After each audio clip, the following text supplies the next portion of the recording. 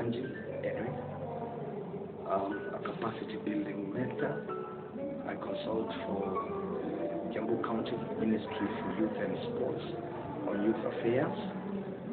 We run Choice Foundation, which is a capacity building and project management firm that looks into projects that would transform our youth and projects that would transform our economy while creating an empowered society. For the whole of this month and part of the month of March, we are doing a Kiambu County Youth Empowerment Program. This is a program that is aimed at empowering the young generation to be able to do stuff of their own. It is a mentorship program that, as you would have seen in this manual, very well developed to tackle the socio-economic issues that indeed affect the young people in our society.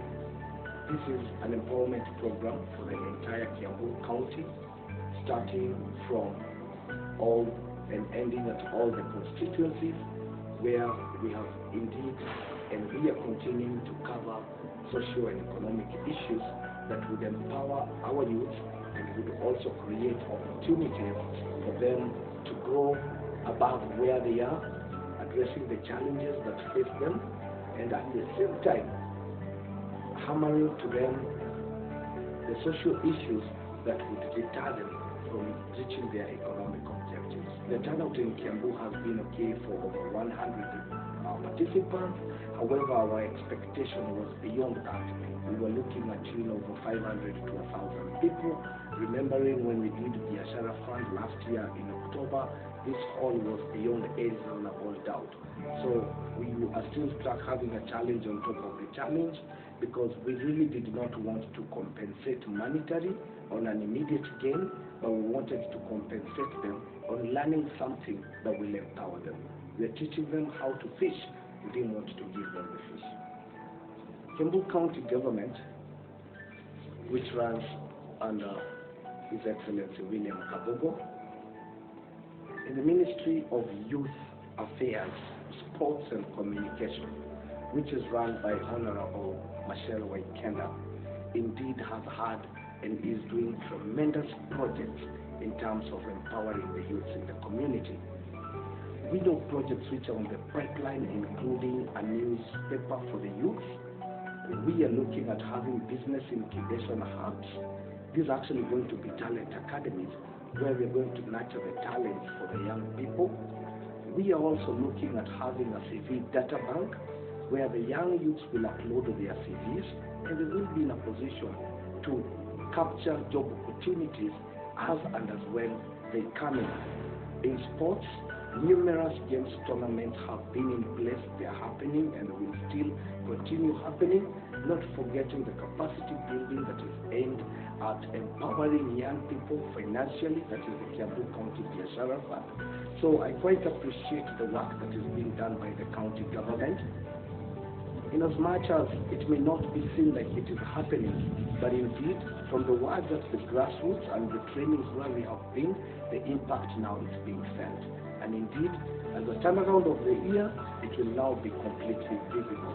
Not forgetting the stadiums that have actually been in place and they are being done so that the youth can have an environment for playing as an extra co-curriculum activities, which is also quite a very good venture by the Ministry of Youth, Sports and Communications under the Kiambu County Government, run by His Excellency William Kabogo.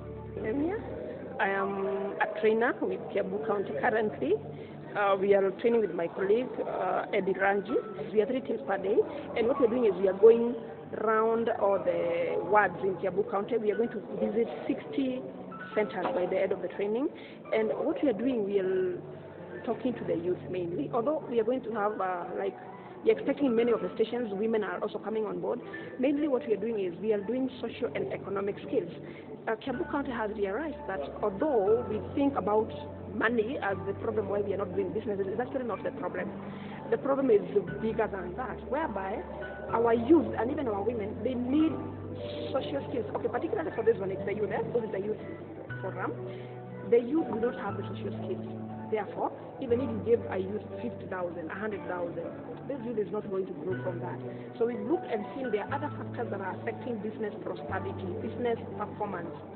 And for example, if a young person is into drugs and I'm here to go along, there's no way this person is going to start a business and they will prosper. So what we are doing is we are mixing that. We are kind of doing social and economic skills. So that, and I'm telling them every day, and we're going to tell them even today, that if your social life is in chaos, if you do not organize yourself socially, you're not going to succeed economically. So we are using the drugs, HIV, lack of strategic planning, lack of goals, lack of values, and we are explaining to them and telling them, people of Kiambu County is doing something no one else has done before. We are preparing you so that we even give you financial planning skills. So that when you start your business, then you will have the knowledge of asking yourself, am I assertive enough? Do I have goals for this business? When things are very hard, you do what? You back off, you give up. So we will do that today, and we're expecting quite a good turn up this being Kiambu town, and we hope that by the end of the day we'll have been able to tell them about the social skills which I have just mentioned, plus the economic skills. We'll teach them about 30% access to government funds. We call it AGPO, entrepreneurship, agribusiness. Entrepreneurship, we look at what are the skills you need when you're starting a business and to make it continue and remain and even grow. We look at business, financial planning. We are looking at entrepreneurship. I said agribusiness because these are not the days when we would say, you don't want your nails to be spoiled, you want to be smart. You can still be as smart as I am, or even smarter than me. You're a banker and you're still doing agribusiness. Are we adding value to our agriculture, or we are still doing it the subsistence farming our grandfathers did? I think this is basically what we are looking at, and we are believing by the time we are going to walk out of this place, they will have been challenged to stop waiting for anybody from out there, to stop waiting for Kiambu County, to stop waiting for the government, because who is the government? We are telling them you are the government. Let's not wait for handouts. Let's look for leaders who will teach us how to fish rather than give us fish, and we are looking forward to a successful day today.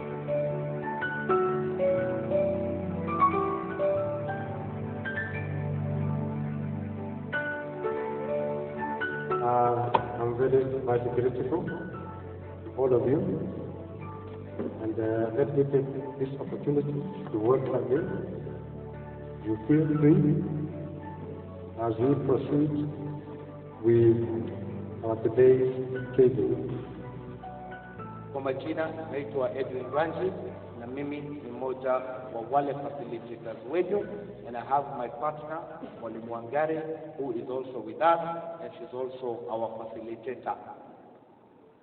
In every economy kuna mambo maine ambayo huwa ina affect the running of the economy. Those four things ndio every society huwa inajaribu kuachieve so that they can improve livelihoods. Ya kwanza, in every economy, it's very important watu wakuwe educated. Illiteracy is a major challenge, and you know it in every society, and we will all try to kick out illiteracy. Now, when we talk about illiteracy, every government to make sure that people are educated in the society within which they live. The other item is health. Saile tumekuwa hatuko wazima kimwili, then we are not happy. So health becomes a critical thing in ensuring that we have a healthy society.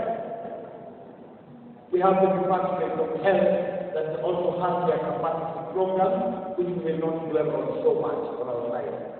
The other thing is poverty.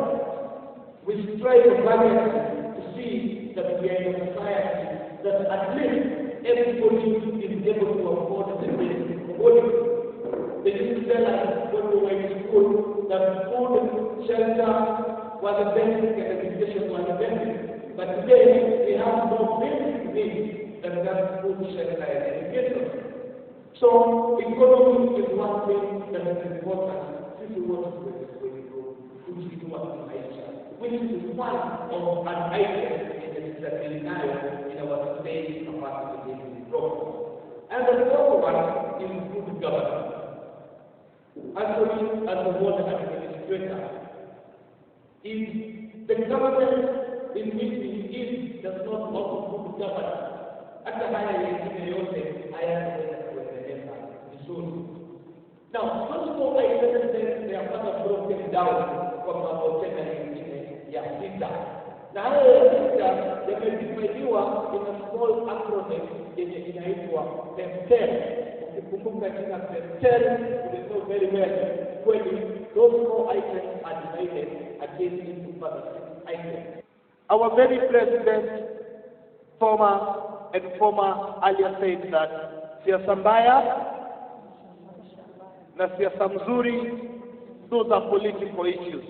We are not going to handle political issues here because this is not a political rally. This is masomo that we all want to improve our knowledge and our way of looking at things. So economic issues is one of the agenda yenye tutasoma leo. The other one is social issues. Theodore Mikaranindi. So do not be economy njega muno na igothe turaigua we are very comfortable economically. Then socially, tugikorwo socially tukiri wega, then we will also look to bado tumeumia kiasi. After social issues, we have technological issues. I'm still defining PESTEL. Na ndio naita kwa PESTEL analysis. Technology can make or break. Watu wengi sana hapa wako sasa na WhatsApp. Hata saa ingine naitaga WhatsApp. Hii WhatsApp yenye mko nayo, it isn't communication. Young men, I want to challenge you to think in lines of that technology so that even you can be able to improve. We have Instagram, we have Facebook, LinkedIn, Twitter, many. Those are technological issues. Okay, the other side of technology is together kwa upande wa mazingira ya madawa. Kuna dawa mtu wenda ananunua kwa chemist, unapata hii dawa na ingine prices ziko different. Moja wanaita generic, ingine wanaita original. That is technology. And technology can come also to destroy. Unajua about genetically modified food. Ile kuku ya mwezi mmoja inadungwa shindano alafu tena ndio inarudi kwa duka na ndio mnaikula. It could have an effect. Na ndio maana serikali ya Safoi ilisimamisha about genetically modified food. Ogowe dukaini ogore mutubere kama ruwele kana etaka. Ito kwa waini. So technology can come to make or break. Na ndiposa mnaambiwa wana youth think in terms of what technological advances that you can do, even if you be able to better improve your livelihood. The other one is ecological issues or environmental issues. Unakumbuka serikali nyingine ilikuwa inakuambia kuhusu mmomonyoko wa udongo. Wangari Maathai, she preached again and again about conservation of trees to cut nature. And Wangari Maathai said, unaweza fanya makosa na Mwenyezi Mungu atakusamehea, but nature will not forgive you. Nature lazima itakupesa in the hardest way possible, ambapo if you reward, I would say a coin for a coin towards to this. Sasa tumama wale hayo area kwa hiyo wale nature is not going to forgive you that. And then the last one is the legal issues. Still defining the next step. The last one is legal issues. Your business people, the Morena people are here. That's the reason why we are here. So in our session today, we will look at political, and economic issues and social issues, especially the socio-economic issues. And when we are looking at economic issues, we will learn how to run a business, how to start up businesses, and how to be able to expand our business. Legally, biashara itakuwa inashughulika kwa kumudira delipo mawazo maria pesa kwa statutory rights ya shete kana gawega na one biashara yako na yone yako. You might want to get a PIN number, you get a business yako iko recognized na serikali, so the serikali does not deal with an individual. Legal issues. If you don't have a municipal license, no one will get na kajo. True or false? So it's a legal requirement so that you are able to run that particular business. So PESTEL analysis, we pick only 2 items, and it should talk about more than the socio-economic. Today's lesson is about social issues and economic issues. Then in the process, we continue with the training. And immediately. And after this, what this questionnaire is aimed at achieving, this kind of capacity program is what you people want. There are many ways of capacity building. There are team building sessions. There are much more other practical sessions than this. All you know is no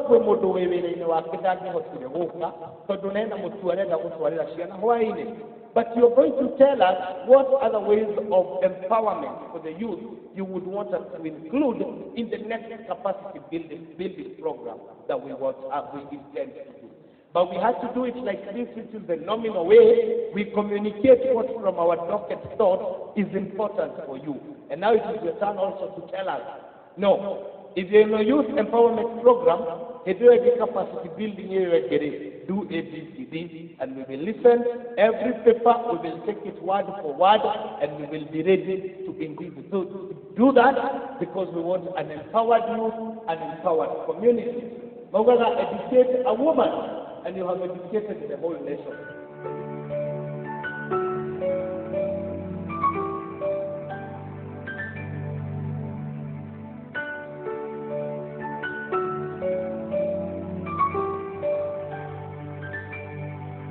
We are seriously having a problem in our county on drugs and substance abuse.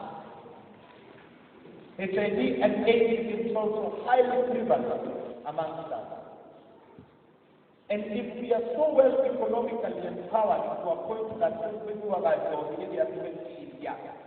even our economic empowerment will not really work very well. Ladies and gentlemen, in the last election, one of our own said that these elections we are going to win it. And he based it on one term and he said, why don't you just look at the tyranny of numbers? And we were all very happy. That because of tyranny of numbers. But unfortunately, those numbers are now going down. True or false, ladies and gentlemen? Almost we have kutiagite kusie omusie ukoragwo wina mundu umwe kana eri manyete njohi makere mwo magacoka magakorwo nginya matirĩ na family nĩguo ĩyo ĩkaira nĩ namba yathira omucie kutiagite umwe kana eri kĩhiko kĩao gĩkĩte gĩgathira na mũciĩ ũcio ũgakorwo ndũrathiĩ na mbere kweli ama rongo. So in as much as we learn about economic issues, our sociologists, when she's thinking us through social issues, because if we are not morally upright, then these economic issues may not do us very, very good. Even just before I handled the 30% government procurement opportunities, I want to read out for you 8 things that were said by Mahatma Gandhi in relation to humanity. Thank you to the values by Oli Wangari Mona Ota. And the values are the things that determine Tokora Motuka and Mahatma Gandhi, a very known freedom fighter, mentioned these 8 things that indeed should be very dear to us and to our hearts. The first thing he said, that wealth without work is one dangerous grave sin. Nurenda kokorowe na bia naido no ndurenda kuruta wira. Nurenda kokorowe mbere no ndurenda kunoga. It's a completely one very dangerous sin. Wealth without work. The second one he says, knowledge without character. When you but you don't have a character, you don't have a personality. Mahatma Gandhi says that that's a complete dangerous phenomenon. Now they don't want to show but they don't have character.